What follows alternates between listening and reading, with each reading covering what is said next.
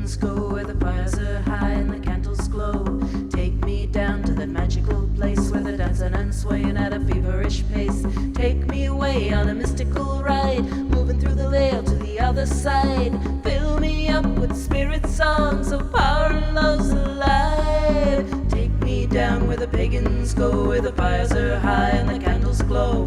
Take me down to that magical place where they're dancing and swaying at a feverish pace. Take me away on a mystical ride, moving through the veil to the other side. Fill me up with the spirit songs of power and love's alive. Take me down through the 7 gates where I'll cast my being to the hands of fate. Take me down to the dragon's lair where myth and legend ride the air. Let me rise on the messenger's wings, let me see what the future brings. Fill me up with the spirit songs of power and love's alive. Take me down where the pagans go. I am Jimahl di Fiosa, and I wrote a book that at first was quite unassuming. I never thought anybody would really read it, but it wasn't really written to be read, and I'll explain more about that later. But it has become quite popular. It's been around now for about 6 years, and it's doing pretty well. Actually, about 8 years. Anybody here read my book? Has anybody read it? Oh, we have a few people. Good, good, good, good. Hopefully the rest of you will be so moved that you'll buy it before you leave.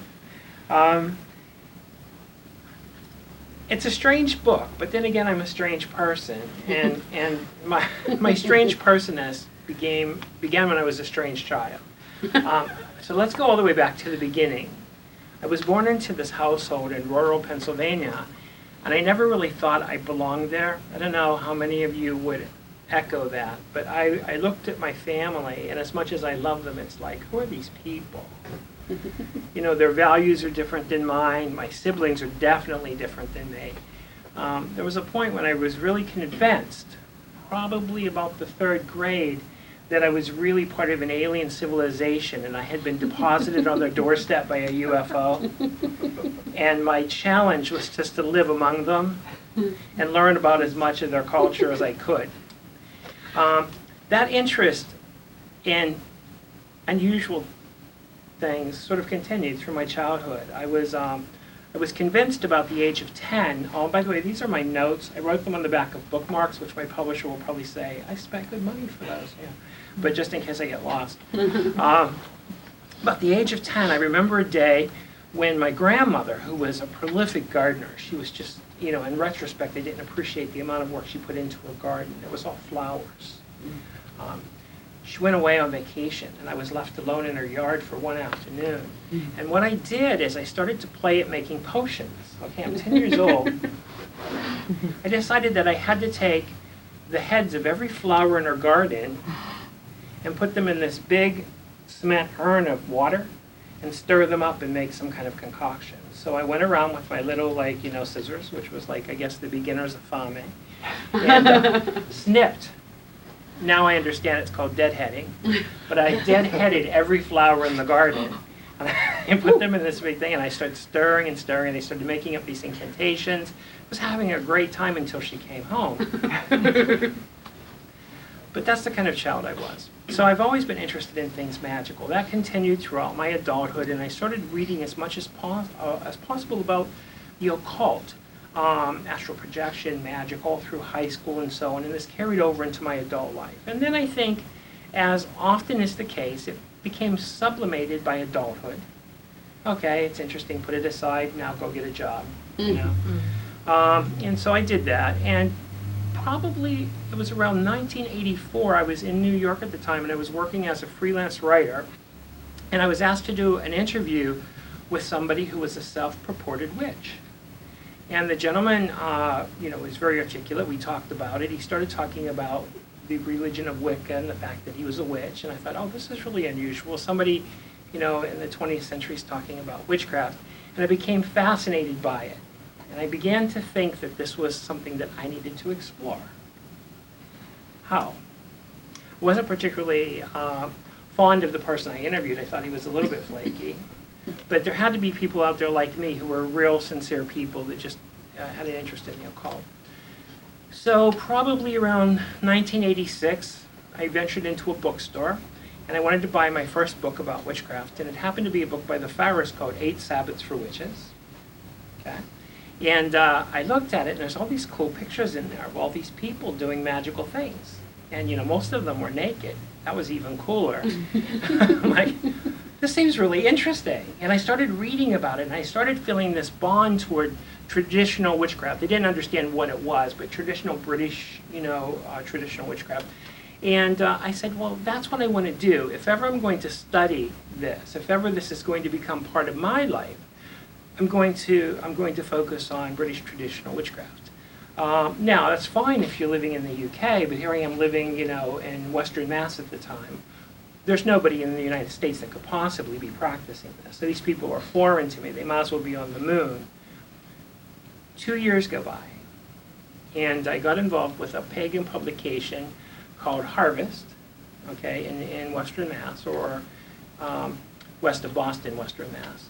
And the publisher of the magazine was asking for volunteers, and I was happy to see that they were about a mile from my house. So I volunteered. I started going there, and eventually I started talking to the person who ran the magazine at the time, who became my teacher. Her name was Marvin. And she said, I think I'm going to start a training coven. And I think that you would make an excellent student. But to be sure, she said. Now keep in mind, I had read this book, 8 Sabbaths for Witches, probably about 50 times. I knew it by heart. She said, to be sure, I want you to be absolutely certain that the type of witchcraft that I will teach you is one that you will be able to embrace and appreciate. I recommend that you go out and you buy one book. It's called 8 Sabbaths for Witches by the Farrers. It's hard to find, but if you read that book and you think that you could appreciate the content of that book, then I'm the teacher for you. So it was a done deal. The rest, as they say, is history. So I joined Morven's Coven as a neophyte in 1988. This was in the spring of 1988. It was about 1 month before Alexander's would pass. Now at the time, I'm being told that this is an Alexandrian coven. It's a traditional coven, and honestly, that meant nothing to me. Alexander's was still alive at the time, and people would speak of Alex. And I'm thinking, well, who is this person, and how cool is he that he has this tradition named after him?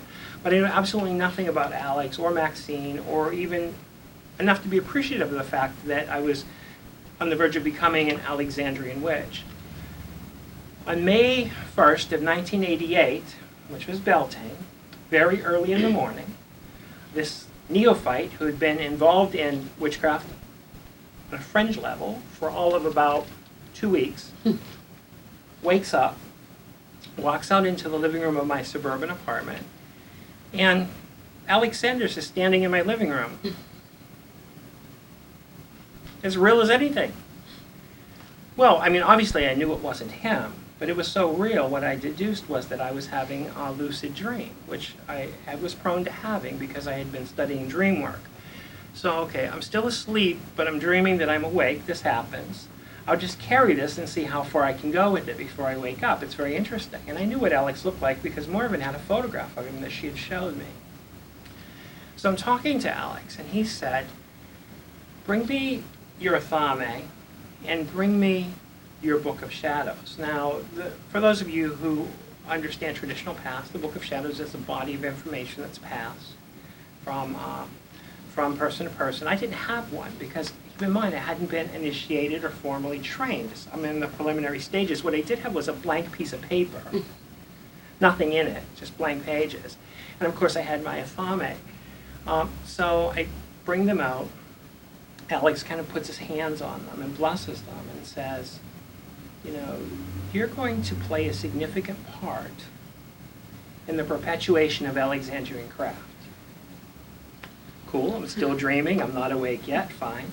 And then he disappears. But I stay awake. I wasn't dreaming.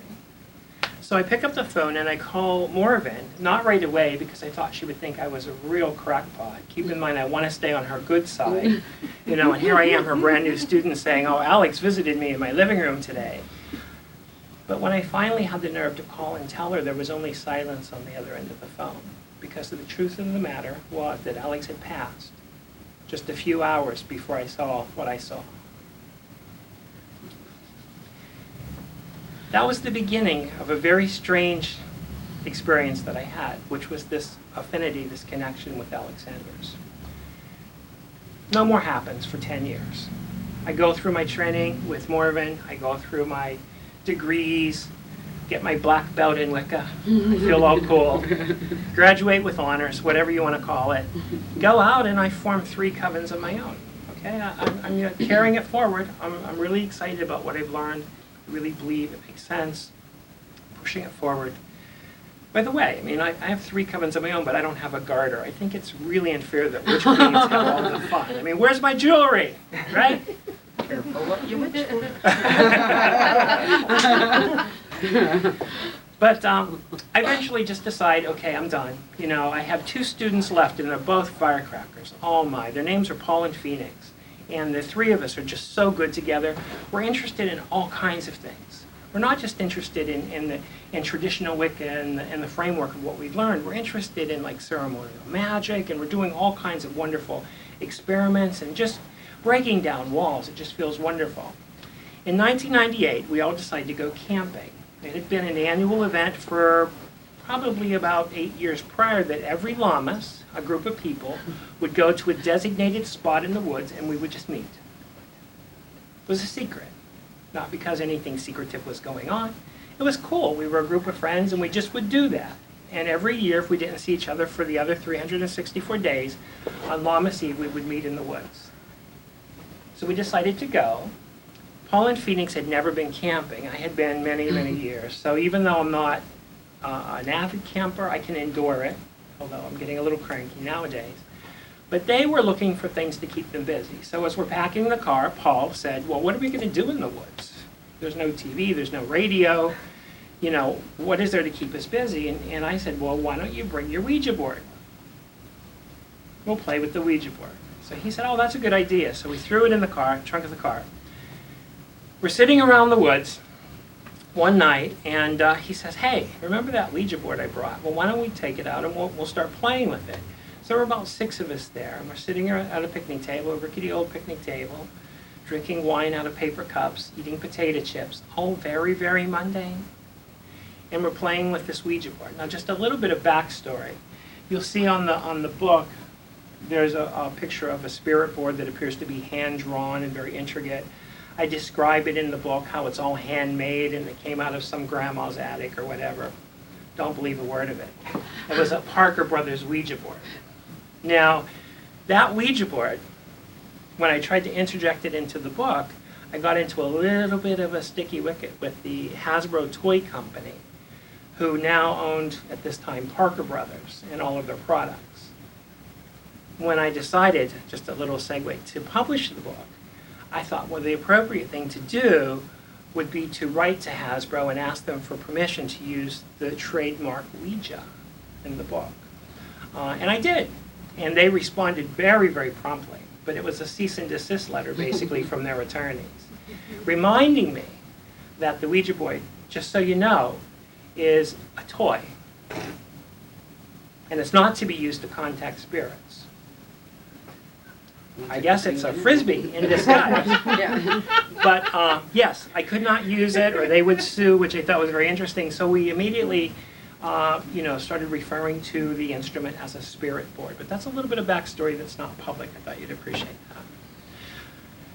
So anyway, yes, I've just been reminded that we do have a camera in the room. And I've heard that the camera adds like 50 pounds.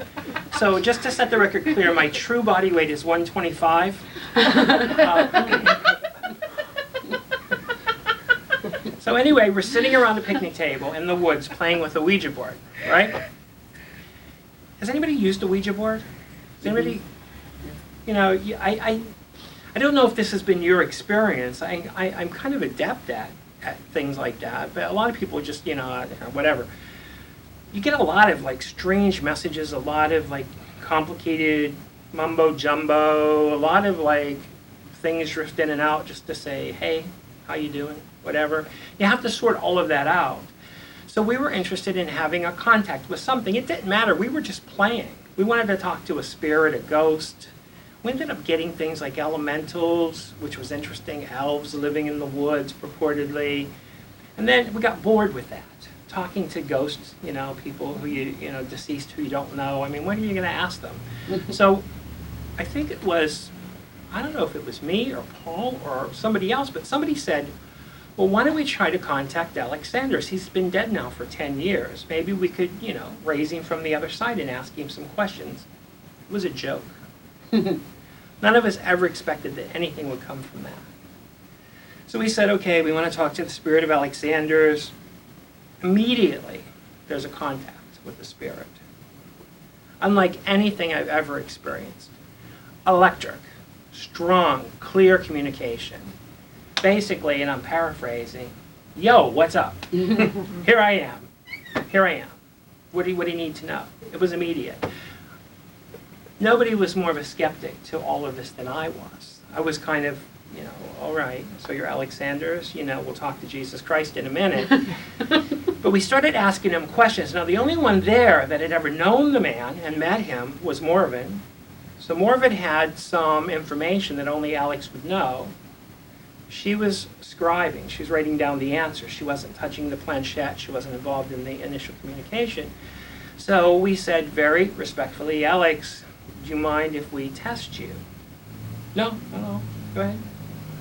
So we started asking questions, things that only he would know, and he started answering very accurately.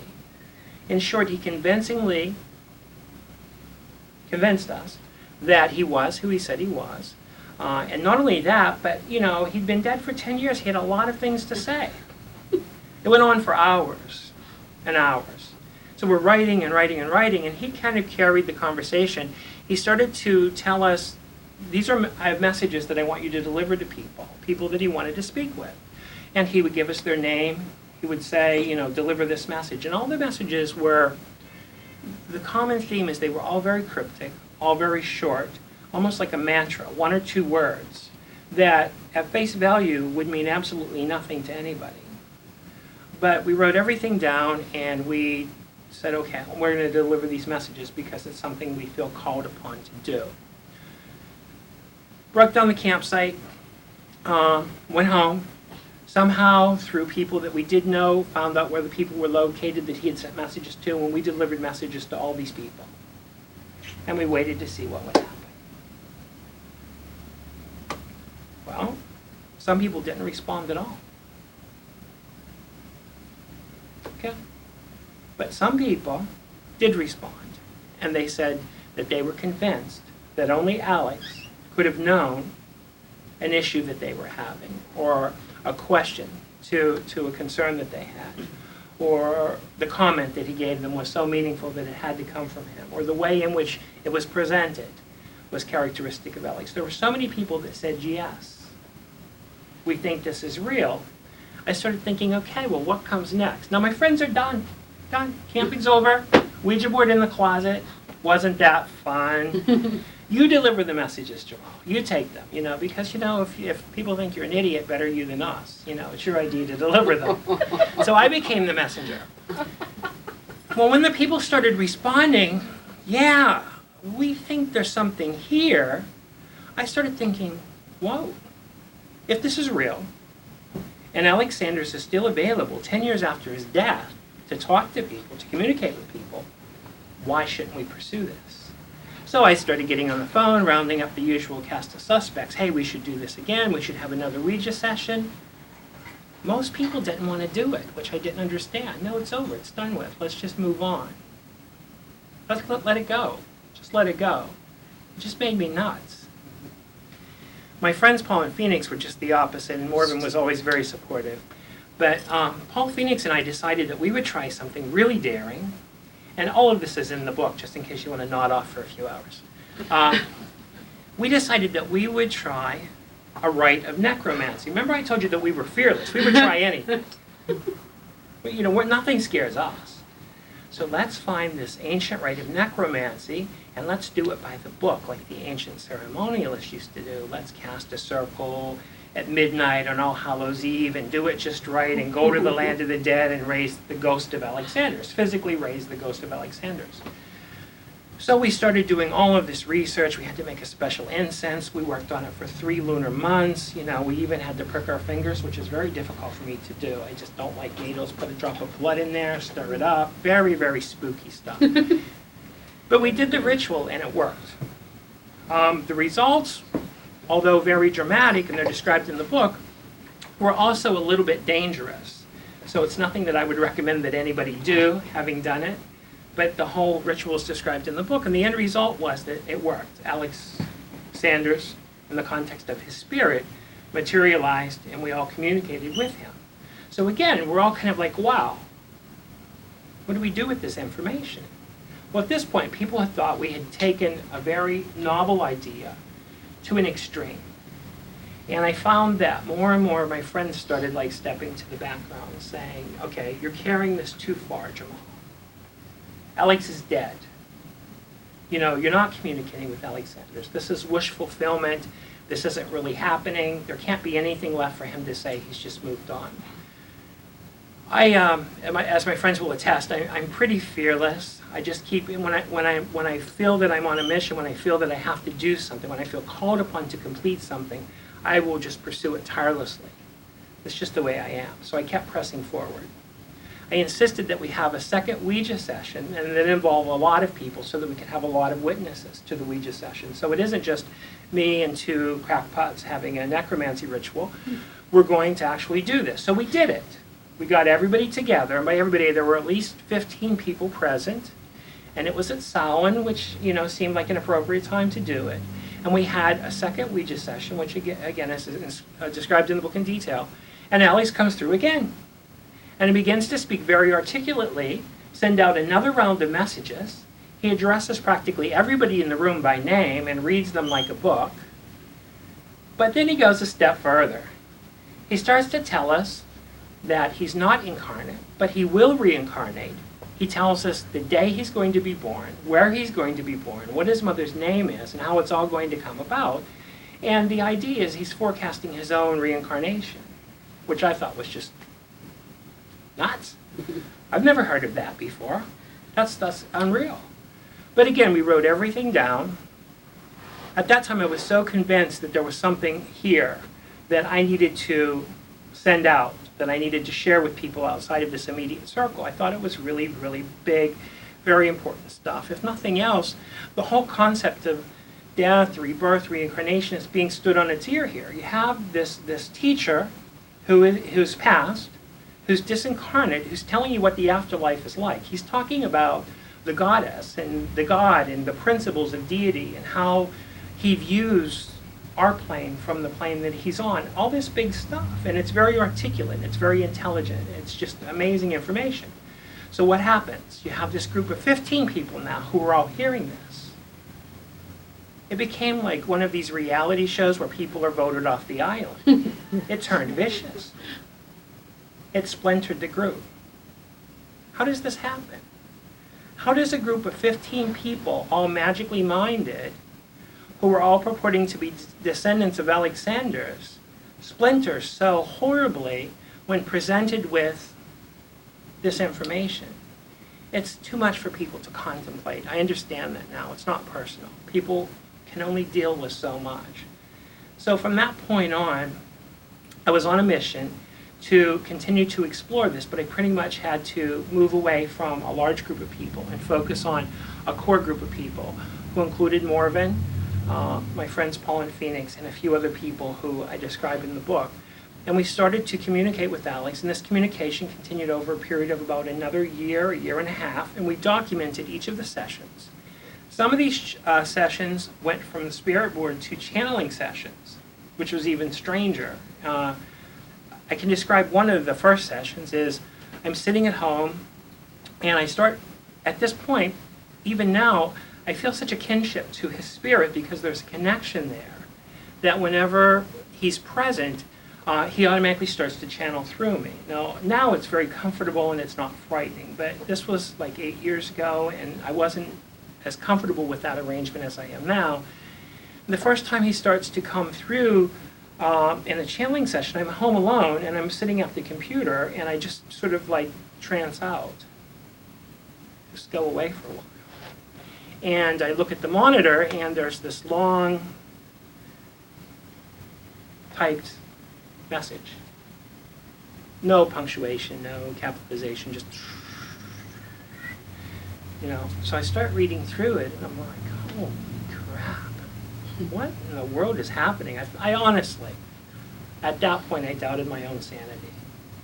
I've carried this too far. I'm becoming obsessed with Alexanders. I need to let this go. I started to worry for myself. But I sent out the message to this core group of people, and I said, what do you think? None of them responded. Which didn't make me feel very comfortable, because generally when people have something nice to say, they don't hesitate to say it. But, you know, if people don't have something positive to say, they tend to keep silent. I'm thinking, okay, I'm pushing this too far. A few more channeling sessions in, Alex comes through very clearly, and this was a Ouija session, and says, you have to write a book. You have to tell other people. Enough sitting around the living room, is this or isn't this, is it real, isn't it real? Put it in a book and get it out there. So that's the directive. This is not something you should sit on. I'm Alexanders. I'm talking to you. You know, I want you to share this information with other people. It's big stuff. What do I do with it? I approach all the major publishers, and they think I'm crazy. Can you imagine Llewellyn publishing something like that? You should see the letter I got from them. So I said the only way that I could publish this is to publish it myself. Okay, so I did. My own money, single publication, 300 copies of a book. I'm like Lady Macbeth. I'm still trying to get the red ink off my hands. Took a total bath on the financial part of it. But once it was out into the world, it started to pick up momentum. People started to read it, respond to it. Somebody, somewhere, sent a copy to Maxine Sanders, against my judgment, because I was embarrassed for her to see it, because I thought, you know, fear of ridicule, fear of, you know, people thinking you've totally lost your mind. The last person in the world I wanted to hear from was Maxine Sanders, because I thought she would say, you purport to be talking to my husband? You know, are you crazy? And that would totally bring everything crashing down, but I felt so sure it was real. So I get an email from somebody who had communicated with Maxine Sanders, and basically what she said, and her quote is represented in the book, is, I get a lot of reports of people who have false contacts with Alex. And I'm thinking, oh, here we go. But she said the contact described in this book, A Voice in the Forest, is so genuine, is so true, that it gave me goosebumps or something like that. So she validated it. She said, I'm familiar with the way Alex works in mediumistic circles. I'm familiar with the way he speaks, of course. I'm familiar with the things he would say. And I validate this book as true. And that, at that point, was all that I needed. I didn't care what happened after that, because I knew that I had followed a quest. I had put something into motion, and I'd taken it to the point where I released it into the world. The first printing pretty much sold out, although I did find, very interestingly enough, a copy in a London rare book shop online. And it was kind of listed between like a first edition copy of Gerald Gardner's High Magic's Aid and something by Aleister Crowley. And there's A Voice in the Forest, first edition, for a ridiculous amount of money, and I got a giggle out of that. But the book kind of died. It ran its course. It was out there for about a year, gone. Again, I figured my work is done. It's over. And then Harvest Shadow's publication approaches me in 2003, and they asked me to consider re-releasing it in a new and expanded edition, because the original book, first edition now that's out of print, was written in 1998, completed in 1999 roughly, but the communication with Alex didn't stop. It continued up and through actually the present. So by 2004 there was a lot more information. So the new edition has all of the new sessions, all of the new information, and everything is kind of intact. So it's the original copy plus all the new stuff. I was hesitant at first.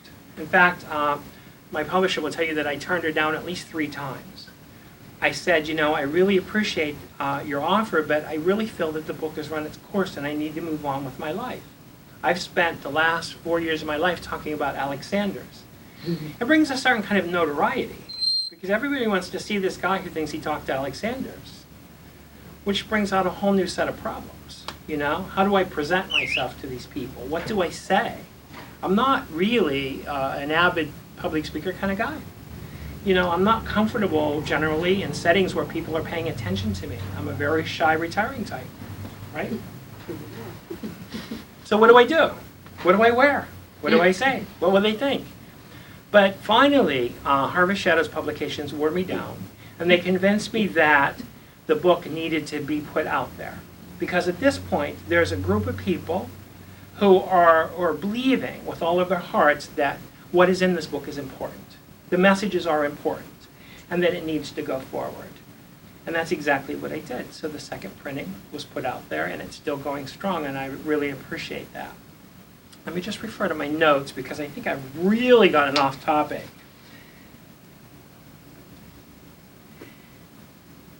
One of the important things about the book is that it's about so much more than Alex. And it's about so much more than Jimahl. We're both in it, to a degree. But people who read the book have a singular reaction. And that's that it moves them in some personal, profound way. People will read the book, and out of the 200 pages or whatever, there'll be something here that speaks to them as a human being more than anything else. And it's always surprising to me what people pick up on. But the book seems to be alive in that regard, because it ministers to people in a way. People will call me and say, I read your book, and you know, on page 98 or 120, the passage about, I needed to know that. I needed to hear this. At this particular point in my life, this turned me around. This really helped me. You know, thank you. And I'd be like, 98? What the heck is on 98? Oh. It's so foreign to me, because this is almost removed from my consciousness. It's out there, it's a living thing, people react to it. So I find that it's almost like a living spell. People pick it up, it speaks to them, you know, voice in the forest, I guess it's a metaphor, but it speaks to them and it moves them. And so if you haven't read it, of course, I hope that you do. And I would love to hear what you think.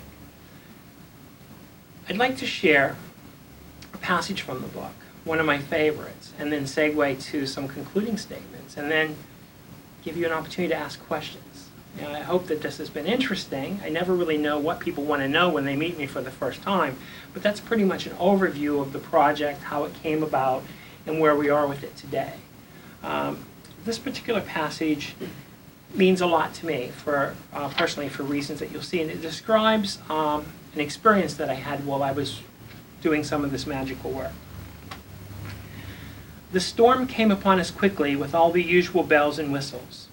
We were within 100 yards of the top, scrambling over boulders the size of small houses, our feet resting precariously on ledges barely a foot wide. Miraculously, we won the summit without injury and set about putting up our tent. In the downdrafts of the storm, the canvas billows crazily. Asha took control of the situation, giving instructions to Finbar and me. We were barely successful in getting the tent staked down before the storm unleashes itself full throttle. The three of us huddle in the tent in all of the unpredictable power of nature. As the thunder broke above my head, I was reminded of a private conversation I had had with the goddess the day before. I had been sitting on the porch of their screened-in summer cottage and feeling very badly for myself. I whispered to the goddess, I've lost my fire. I'm depleted.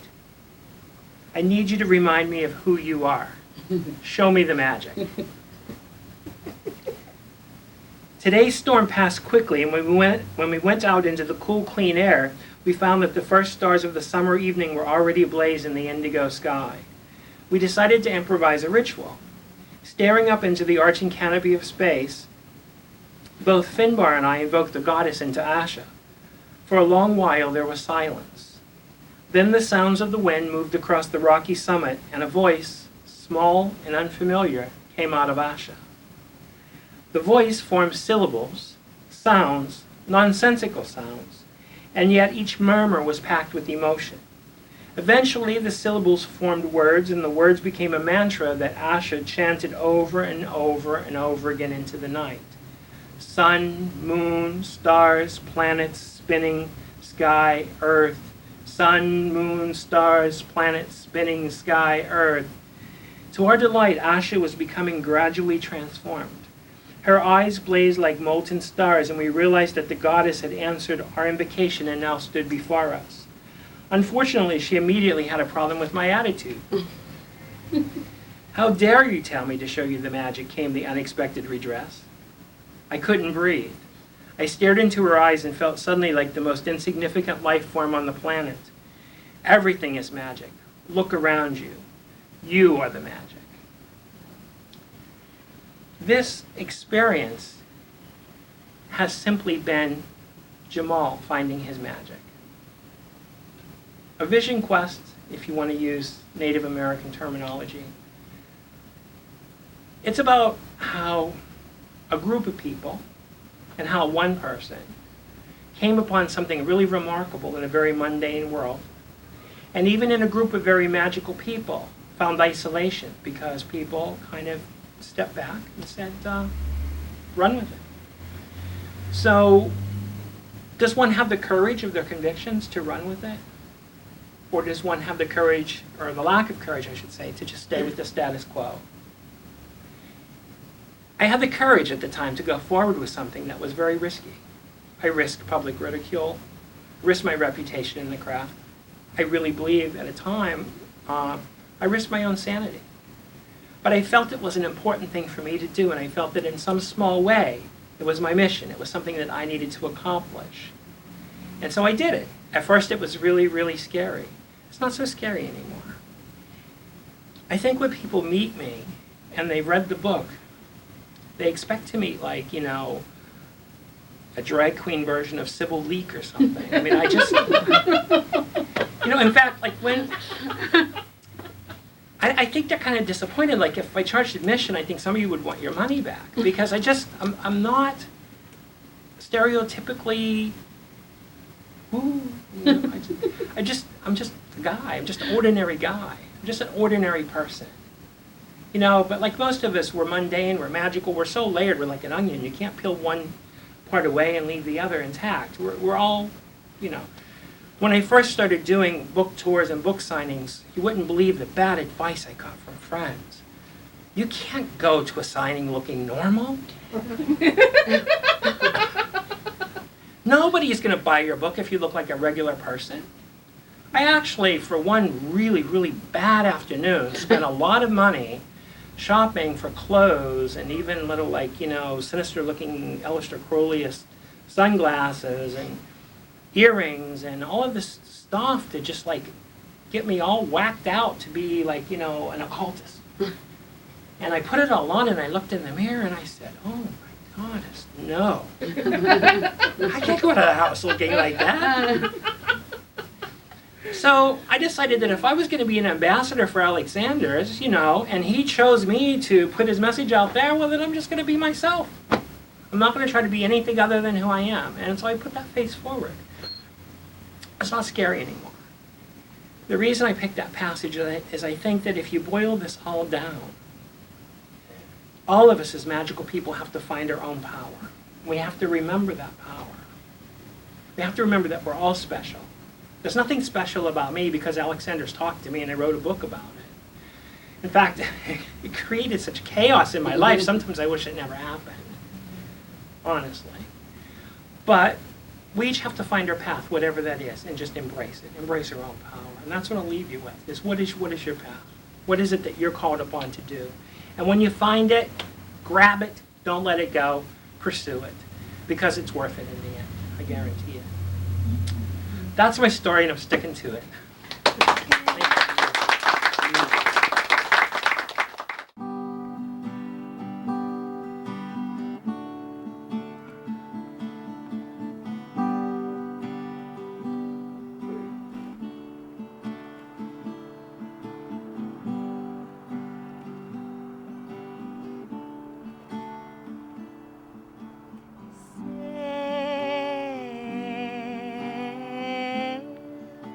Slow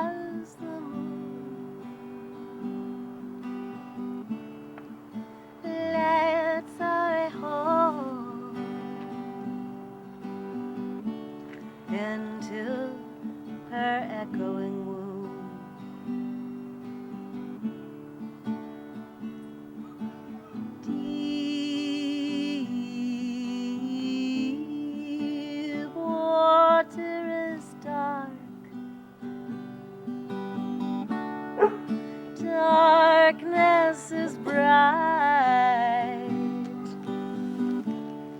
in the hair of the queen of the night.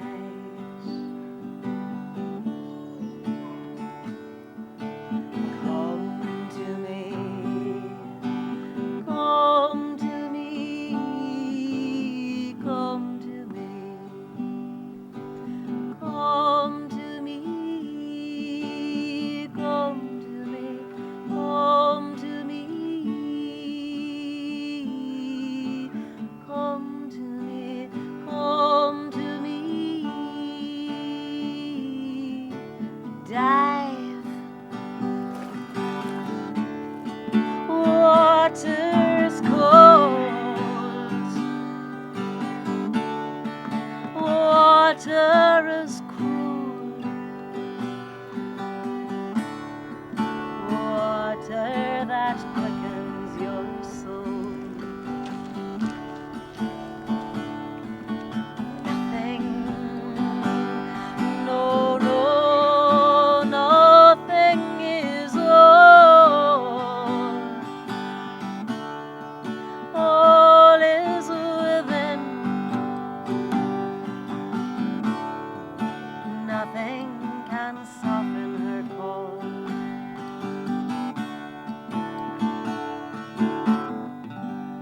Turn from the shore, leave your reason,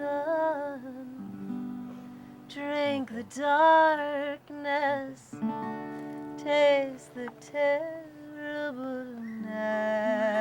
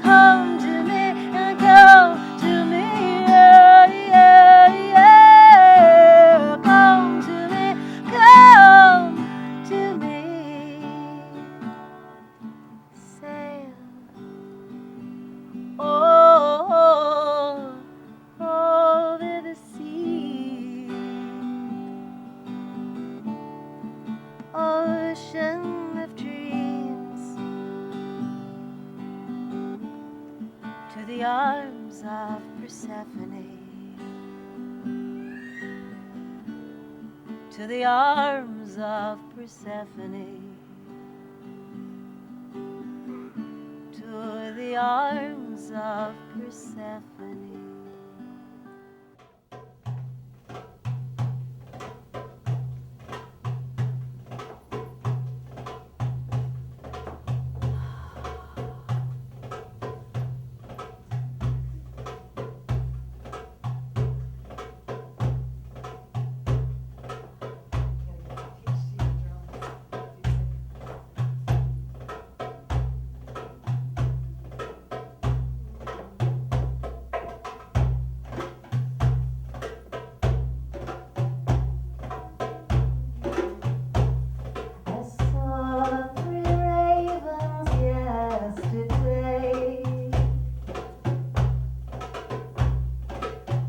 One stayed behind to flew away.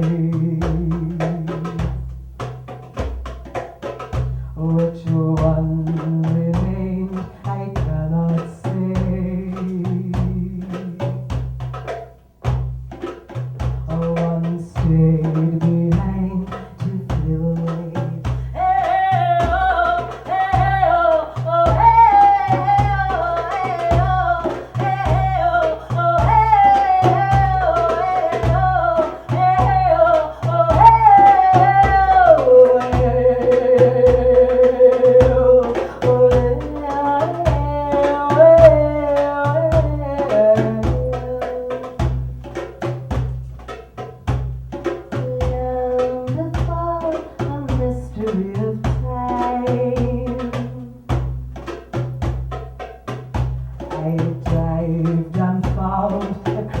of the sea.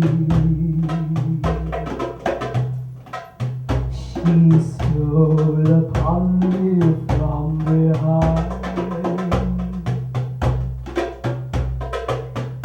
and swam away ahead of me.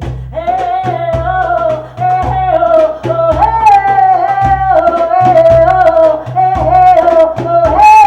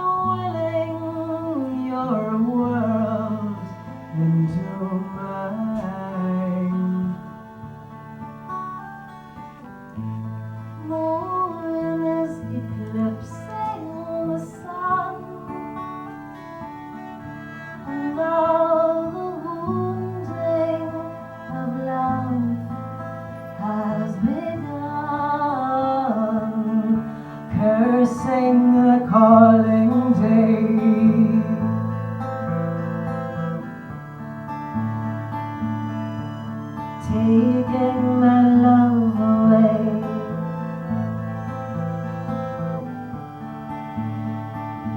Taking my love away.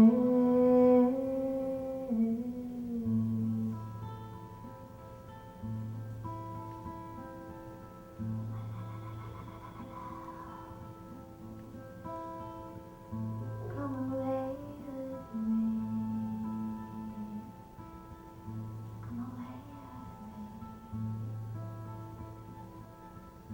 Come away with me. Come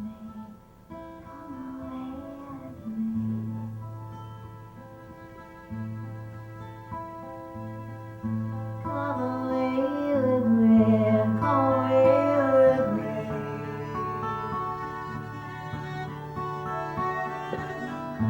Come away with me.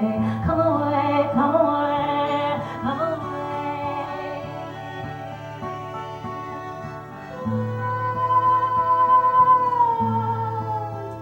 Between our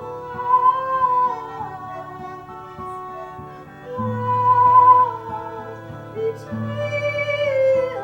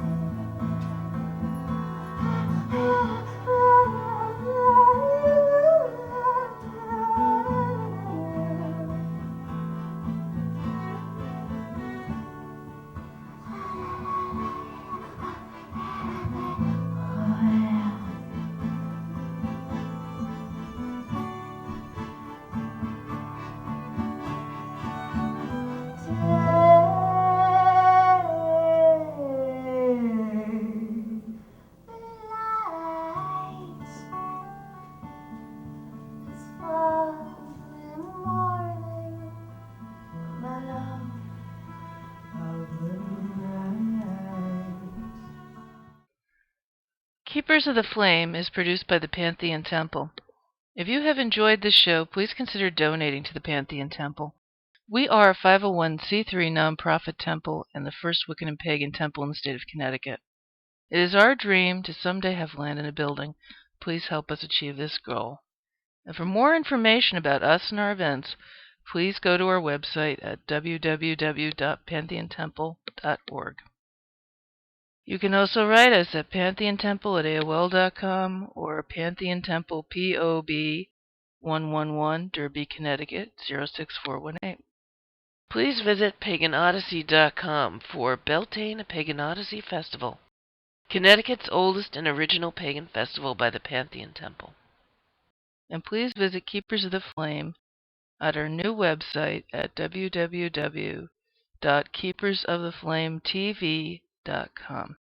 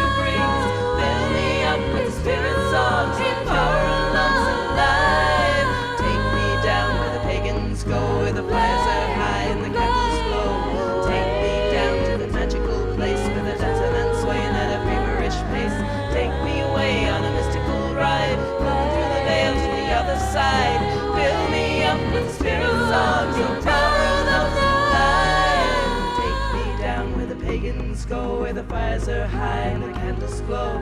Take me down to that magical place where they're dancing and swaying at a feverish pace. Take me away on a mystical ride, moving through the veil to the other side.